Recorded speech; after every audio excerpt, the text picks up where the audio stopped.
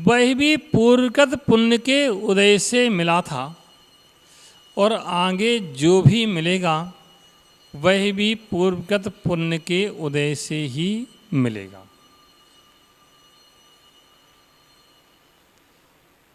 किसी के पास अपार संपदा होती है, किसी के पास कम होती है और किसी के पास नहीं होती। कभी चिंतन करें कि कैसे, कोई उत्तर नहीं मिलेगा।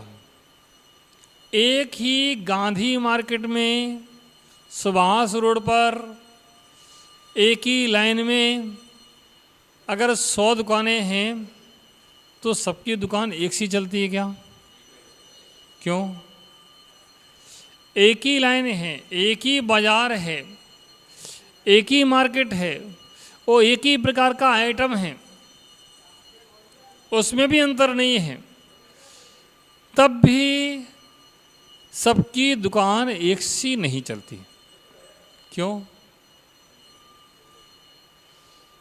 बस समझना चाहिए कि जिनके पुण्य का उदय है उनकी तो चल रही है, और जिनके पुण्य का उदय नहीं है, या कहें जिनके पाप कर्म का उदय है, वो बेचारे दुकान बंद करके चले जाते हैं, घाटा करके वो चले जाते हैं। आश्चर्य है, उसी स्थान पर बैठ कर के कोई तो फलीभूत हो जाता है और कोई लुटा करके चला जाता है। ये सब पुण्य प्रकृतियों का खेल है। पुण्य प्रकृतियां जब उदय में होती हैं तो सब कुछ सहजता से मिलता जाता है, और पाप प्रकृति जब उदय में आती है तो जो प्राप्त है वह भी चला जाता है। इसलिए कहा जाता है कि भगवान की भक्ति आराधना करना, इससे पुण्य का अर्जन होता है। मुझे स्मरण में है एक सत्य घटना। एक बार एक सज्जन नौकरी करते थे, बहुत पुरानी घटना है। नौकरी करते थे, शुरू में उनको 200-300 रुपया मासिक पगार यानी तनख्वाह मिलती थी। धीरे धीरे समय बढ़ा, उनकी पगार जो तनख्वाह थी वह 1700-1800 रुपये हो गई, 2000 हो गई, 2200 हो गई।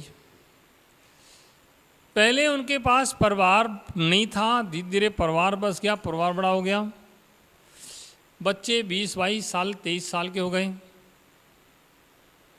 और जब बच्चे बड़े हो गए तो फिर चिंता हुई कि बच्चों को भी अब कुछ ना कुछ कराना पड़ेगा। बच्चों ने कहा मुझे भी पिताजी कहीं नौकरी पे लगा दो। तो पिताजी कहते मेरा तो देखो जीवन नौकरी करते करते निकल गया, अब तुम कोई व्यापार करो। और उन्होंने अपने बच्चों को जो थोड़ी सी पूंजी जमा की थी, उस समय लाख रुपया भी बहुत होते थे, थोड़े थोड़े करके उन्होंने वह पैसे जमा किए थे। 20-22 साल में उन्होंने जो भी जमा किया था वह बच्चों को दिया कि जाओ अब तुम इससे अपना व्यापार करो, और उनको लाइन दिखा दी ऐसा करना है ऐसा करना है। सब बच्चों ने अपनी योग्यता के अनुसार व्यापार प्रारंभ किया, और उनका पुण्य इतना तेज चला कि व्यापार ऐसा किया कि 1 साल के अंदर उन्होंने इतना व्यापार किया कि 20 लाख की पूंजी बना ली। कितनी बना ली? 1 लाख की पूंजी से 20 लाख की पूंजी बना ली। मार्केट में क्रेडिट बना ली, अच्छा मतलब वर्चस्व बन गया।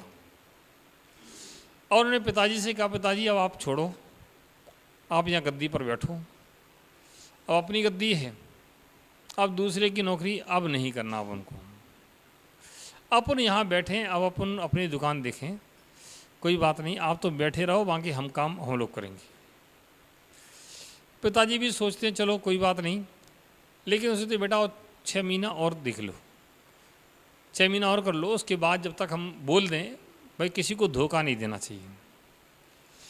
जिसके यहाँ नौकरी कर रहे हैं उसको बोल दें कि 2-4 महीना और हम करेंगे, 6 महीना और करेंगे, उसके बाद आप अपनी व्यवस्था देख लेना। और बस कुछ दिन और निकले, कपड़े का काम था, होलसेल काम किया था,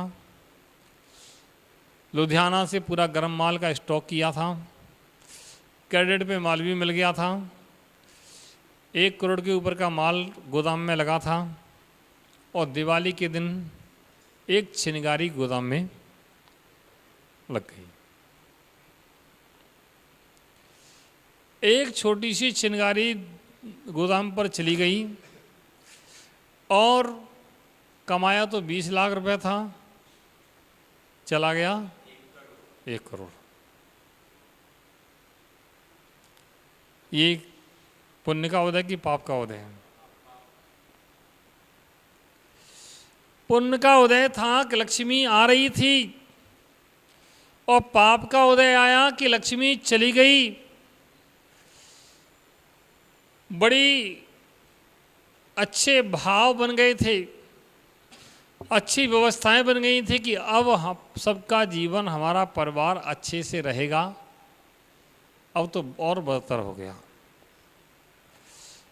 अब तो लेनदारी तो जिससे लेना है, दुकान बंद होने के बाद वह सब खिसक जाते हैं, और जिन्हें देना है वह चक्कर लगाते हैं। ओहो, पाप का उदय आता है तो देने वाले चक्कर लगाते हैं, और लेने वाले जिनसे लेना है वह भाग जाते हैं, और जिनका देना है वो चक्कर लगाते हैं। और पुण्य का उदय होता है तो लोग कहते जरूरत तो नहीं है, 10 लाख रखे हैं ले लो, एक का देते रहना, एक का ब्याज देते रहना, 50 पैसे के देते रहना, कोई बात नहीं, ले लो, मेरे पास रखे हैं। और पाप का उदय आता तो ये संसार की दशा है। और जिसके पास पुण्य है वह हर जगह सफल होता है। एक कागम में दृष्टांत पढ़ा, एक बहुत बड़े सेठ थे, सैकड़ों नौकर चाकर जिनके यहाँ काम करते थे,